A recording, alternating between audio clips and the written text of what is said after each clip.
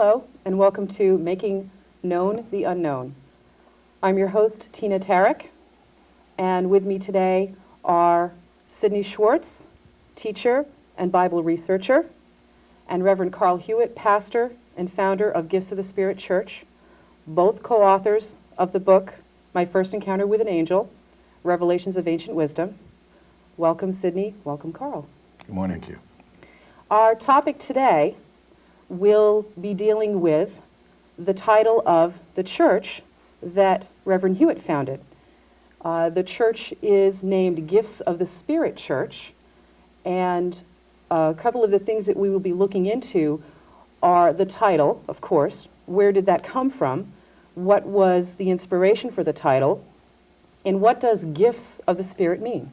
And if we could start with you, Reverend Hewitt, and you could begin us on that journey. Well, first of all, I was born with the gifts of the Spirit, which I knew nothing about. My family was very ignorant of this. My father was a Bible reader. He would be what I would term today a Bible thumper, because if it was not in the book, it belonged to somebody of an evil class. And so I was born with these gifts of hearing voices that no one else could hear, seeing visions that no one else could see. And for a long time, I thought people were lying to me, even my own parents, because they could not hear the voices I was hearing. They could not see the entities that I was looking at. And so I seemed to have a problem. Even at 4 years old, I was in the church, a Baptist church, with my father. I remember it as well as if it was 2 hours ago. And the person up there who was preaching was not talking about God or love or anything. It was more about hell and the devil and all of this. And what he was talking about, I heard a voice very clear as you're hearing my voice right now, and it said what he says is not right. So you can picture this little boy, about 4 years old, shaking his father's sleeve and saying, "Daddy, what that man says is not right." Well, my father almost killed me in the church. And so I tried to get away from this, but there was nothing I could do. You see, those in the other dimension were trying to make themselves known to me and my parents, because they often told me, "We knew you before you were placed in the womb." Well, I have found that in the Bible in several places pertaining to prophets of old, you see. So later on, some people heard about me, and they came to some lectures that I was doing different places, and they wanted me to join the National Spiritual Association of Churches, which were churches whereas they have to have a medium. And so I got involved with them, but I found something there that I didn't like. I found a tremendous amount of backbiting and jealousy and that type of thing. And so I really walked away. I spent a lot of time by myself. And then the voices came back later, and they wanted me to form my own church. Well, that was something that I fought against, because finding so many people not willing to work together, I didn't want no part of that. And I really I was turning away from all religions, because from hearing the lectures all my life, dealing with the fact that there are so many thousands of religions on the planet, and I finally found out it was about 12,000 on the planet. And I just got disgusted and turned away from them. And then there was no voices for a while, no visions, and I was happy with that. So finally, they came back, this time a millionfold, I would say. And they wanted me to form a different religion. And so as I prepared to do this, they gave me the bylaws. And that's done through automatic writing. And there are people on the planet that can take a pencil, a pad, and do this, and they take over the hand, and they do the writing, see. One of the greatest ones on the planet, his name is Matthew Manning. He's in London. He's had several seminars in this country. I've attended 3 of them. And, but that gift only was for a while with him until his family recognized the fact that he was the medium. And when he decided to go forward and allow them to use his body in different stages of trance and everything else, Well, they cut out all of this, what is known as poltergeist activities. And so they did the same thing with me. And then when I took the bylaws and I gave them to my lawyer, he read them and he looked at me and he says, "Who gave you these?" I says, "I don't think you should ask me because you will not believe where they came from." He stood there staring at me for a few moments and he says, "I believe you. I'm not going to ask you because I've heard about you." And so it took about 14 months before this was ever approved by Congress in Washington and the state of Connecticut. And but when the final ball dropped, they would not allow me to use the name spiritualist. Like the organizations that wanted me to join, they wanted me to use something that was in the Bible. So they told me that the church will be called Gifts of the Spirit Church. And they told me that this is exactly what Jesus taught. He taught the gifts of the Spirit, but at the time he selected 12 students, hoping that they would develop to be an instrument of the Spirit, in other words, a medium, in those days a prophet, and they would each one select 12 people, and eventually the whole world would understand gifts of the Spirit. And so the Gifts of the Spirit Church was formed, and there was no advertising. It was just through word of mouth, and before long the place was packed with people, more so than I would have ever imagined. And that was 25 years ago. And you see, I had gotten so tired of people saying, "Oh, all they want is money, and they want money here, and they want money there." Well, in the Gifts of the Spirit Church, I've never once asked that the basket be passed around twice. When there was no money, when there's not enough money to pay the bills, that is for the church, I would kick in myself, and many times it was a strain on me, but I kept going for 25 years. So that is where the name Gifts of the Spirit Church comes in. And you'll find that in Corinthians, book 1, chapter 12. Very first thing, "I shall not have you ignorant of the gifts of the Spirit." And yet, when Jesus was on the earth plane, he did not teach the sciences. He demonstrated the phenomena, which they called miracles. And he had a problem with that in the beginning, too. He also had a problem with his own ego, so that's why he went into the desert. And he did not confront some evil being. He confronted himself.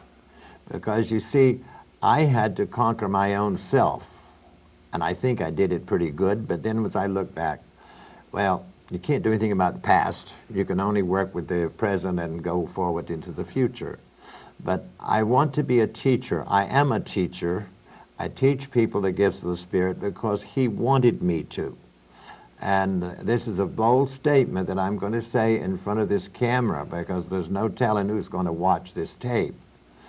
But what I'm going to say, people, is the God's truth. This entity appeared to, talked to me for such a long time, and I kept asking, "Who are you anyway? I would feel better if you told me who you were." And he kept saying, "It's not important." Said that for a long time. And it was 1999 that, because I'm so stubborn and I wanted to know who it was, he says, "Well, I'll have to prove it to you, who I am." And it was then, through the gift of precipitated art, which very few people on the planet know about that. See, I don't have that gift. There are a few people that have it. They have the ability to take crayons, colored pencils, 3x5 cards, and put in a dark enclosure, such as a box that you put the cover on and then put blankets or something on it so it's pitch black in there. And during the time that the medium is in a trance state, the pictures and messages on those cards are beyond belief, beyond belief. And so this picture, through precipitated art, came through, and it was none other than Yahshua ben Joseph, Jesus of Nazareth, and Judas kissing him on the cheek, the kiss of death. And when that happened, there must have been 20, 25 people in the room when that happened. And it threw everybody into shock. It certainly threw me in shock. Sidney was there. It threw him in shock too. Because years ago, before he even became one of my students, I was told by Spirit that a man, a Hebrew, would cross my path and he would do the writing. And there was no Jewish people involved with my classes. And he came for a reading, and he's been with me now, associated with me for close to 25 years. And he's become more of a expert in the Bible, or Bibles, than anybody I've ever known on the planet. He has a fantastic memory.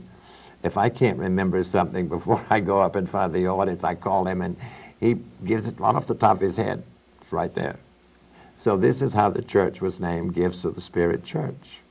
Thank you for that explanation. Of course, within this explanation, you've brought up many other terms, which I would like to explore a little bit further with the help of Sidney Schwartz here. You were speaking about that your church, within your church, you're actually helping teach people, or you have students that go to your church. That's unusual. I think most people don't think of a church as a teaching place, so already I can see that this is different. Excuse me, I'm glad you brought that up. You see, I don't believe in preachers. I believe in teachers. I see that. I've heard that message from the other side. Jesus was a teacher. He was not a preacher. And he came to the world to teach the gifts of the Spirit, but the people didn't understand him, see? But today we live in a mental scientific age, and a lot of people are starting to understand there's a lot that we cannot see, yet it is there. I've told some of the students, the skeptics that come in, I said, I wish I had a camera here or at the podium for everyone that's in this room. I would give you each a camera and tell you to go outside and take a picture of the wind. I want to see it.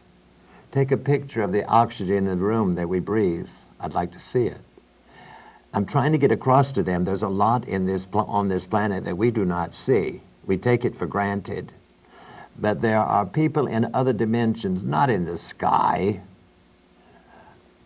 There's no such place as a piece of real estate out there in the sky. These people are in other dimensions.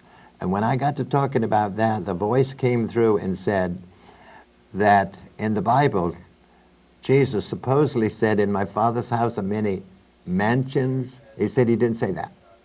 In my Father's house are many dimensions. Don't you find that strange? Yes, I do. In my Father's house are many dimensions. Today, with all this electronic equipment and everything else, we're very familiar with many dimensions. Understand? I do understand. It doesn't surprise me that you have said that, because as I've read the book, My First Encounter with an Angel, Sidney Schwartz has made it very clear that there are many things that were both left out and changed throughout all of the different Bibles throughout history. So that's a very interesting note to make. This is why they told me the other day when you had asked, what are we going to call this program? And the voices of Spirit told them, making known the unknown. And that is exactly what we're going to be doing today. Yeah. Some of the things that I'd like to explore with Sidney's help are what has been referred to as the different types of gifts of the Spirit. One of the first ones, which my understanding is that you possess one of these two gifts, at least, is clairaudience and clairvoyance. Now, if Sidney could elaborate, or Carl could begin to discuss exactly what does clairaudience and clairvoyance mean. Clairaudience is when you hear the voice of Spirit. Now you hear that with not with your physical ears, but you hear it with your spiritual ears. As we said last time, there's a etheric double, we have a spirit body that's within us. Jesus taught that we have two bodies. And the etheric body has a set of ears, in a sense. And in other words, if you think about it, right now my voice is traveling through the ether waves, it's vibrating. It's going into your ears, and it's going up the, whatever nerve it is, the auditory nerve, into a certain center of the brain where it's being interpreted. The spirit body has its own set of ears and its own auditory nerve into that same center. It goes into the same centers to get interpreted. And therefore, you don't really hear it with this set of ears, but you hear it and it's like an inner voice. This is why Elijah called it the still small voice that he heard when he was inside the cave. So the clairaudience is a quite common gift. Of people who are gifted, it's a common gift because Joan of Arc heard voices. Many people talk about hearing the voice of spirit. The interesting thing about it is that before I met Reverend Hewitt and began studying psychic phenomena, I was always interested in the Bible. And, you know, if you read the Bible, everybody talked to God. Abraham, Isaac, Jacob, Joseph, Elijah, Jeremiah, Isaiah, they all heard the, you know, they say the word of the Lord came to me. But what's so interesting is that once I began to really start looking at what's going on there, there's a Hebrew word in that gets translated as said, like, or God spoke to me, the word spoke, okay? That Hebrew word is the verb form of the word oracle. Now, we don't have a verb form of the word oracle in English. So lots of times if you could read the Hebrew, there's a lot more psychic information in the Hebrew that gets translated into English because we don't have any construction for that. It's very similar, I'm told, that Eskimos, they have 16 or 17 different words for snow. And we don't have that vocabulary. It's the same type of thing. So that within what's being said there, there's psychic information that's in the original Hebrew that doesn't come over to English. The Ten Commandments is the same thing. It's really the 10 words, and those words are oracle words. It's also connected into that same Hebrew family of words. Now, clairaudience. You discussed that we use a different set of ears per se. Mm-hmm. That's ethereal, from our ethereal body. Is this something that somebody could be born with, like Reverend Hewitt? Is it something that you can learn, like you would go to Gifts of the Spirit Church and do that, or it's hit or miss? You have it or you don't have it. A lot of people have the potential to be that. If we had a time clock here, or a time machine, as I always talk about it, and we got into that time machine and go back several thousand years before the pyramids were built, then we would find that the people were very much aware that God was within each person. In other words, they had second sight. They had the gift of clairaudient, means clear hearing. Clairvoyance is clear seeing, but it's the spirit eyes that are seeing, not the physical eyes, you see. All right, thank you. And second sight is a person that has the ability to see. For instance, I can see even without turning my head and looking at the camera, and the young lady that's behind the camera, I see the light around her body, you see.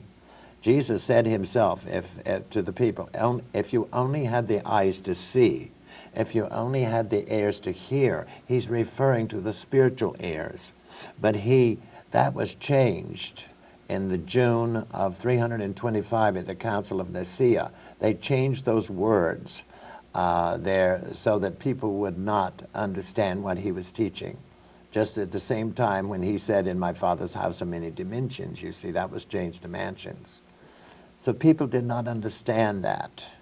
And more of the brain kept shutting down until today is only using about 10% of the brain. And yet in the brain, there are many chambers there that would enable us to do all of these wondrous things that we call miracles. They're not miracles at all. It's natural. It's a natural thing. So clairvoyance now, as compared to clairaudience, is your ability to see. See, right. So you mentioned second sight. So many of us have heard the expression, I see the light around you, I see the aura, your auric field. Is that where that is? That yes. interplays with that? Yes. The part that's near the flesh is blue, so it's called the blue corona. As the light comes out from the body, it goes into an off-white, and that is the color of all people, regardless of who they are. If their skin is dark, still the same kind of light. And so if anybody ever tells somebody that your aura is green, blue, yellow, or purple, they don't know what they're talking about. They're just doing that to get attention. Now, I'm bouncing back a little bit to clairaudience, but if sometimes people could have the experience of thinking that they've heard someone say their name. I know I've had this experience with my son where I'll be very quiet and he'll say to me, "What, Mom?" And I'll say, "Nothing, I didn't say anything." And I've always wondered whether he was hearing my thoughts, or sometimes we'll share the same thought of a song, or is that the same type of thing? Can you elaborate on that a little? Not really. He's hearing the voices of spirit in other dimensions. Okay. Many children have this. The only thing is, there's a portion of the brain right there. If you put your finger behind both ears, there's a bone that protrudes there, round, you can feel it protruding. Yes. Yes. Okay, the brain cells right behind that bone on both sides enables a person to see, have second sight, or have the gift of clairaudient. Most of the time, between 3.5 and 6 years old, these cells shut down. And when they shut down, like a child might have, through the eyes of the parents, an imaginary playmate, that's not imaginary at all. The child, these are open, and the child hears and sees that entity. And that was somebody that was with them before they went back into the womb and came back into physical, see? And so they're really there. But then when these shut down, the child cannot see them or hear them anymore. Parents would often say, well, she or he used to have a couple of imaginary playmates. They were not imaginary to the parents, but not to the child. I've heard that term referred to many times, so thank you for that explanation. What shuts it down? Why would it be shut down? Why wouldn't it just continue into their life as an adult? It does in some cases, but a lot of times a child, remember a little child, even at 1 year old, whatever is said is recorded in the soul of the child. And oftentimes, if things are said like, oh, that's your imagination, or that's the boogeyman, or something like that, the soul records that, but the soul does not know right from wrong. And since the soul is the modus operandi of the whole body, the soul actually shuts that down. Very interesting. Doesn't know any better, because it's not supposed to be said to the child. This is why all over the world there's so much ignorance today. Several years ago, I had the opportunity of traveling with Reverend Hewitt to a family reunion of his. We met one of his cousins who also had the gifts of clairaudience and clairvoyance. But coming from a Baptist background, she was very afraid of what she was hearing. So she told us that she told her father about it, and they sat down, or they kneeled, and they prayed that the gift be taken away, because she didn't want to hear it. She was told that, okay, we will take this gift away from you, but if you ever want it again, we will be back. And she has never heard a voice since. Very interesting. Now, you just made an interesting comment that this was Carl's sister, cousin. Cousin. So this has possibly a genetic connection as well. Yes, it does. Really? So it can travel throughout families. Through families, yes. Very, very interesting. Especially from mother to daughter. My mother's mother, my grandmother, she had the gift of the Spirit, but she focused all of her energy into healing people.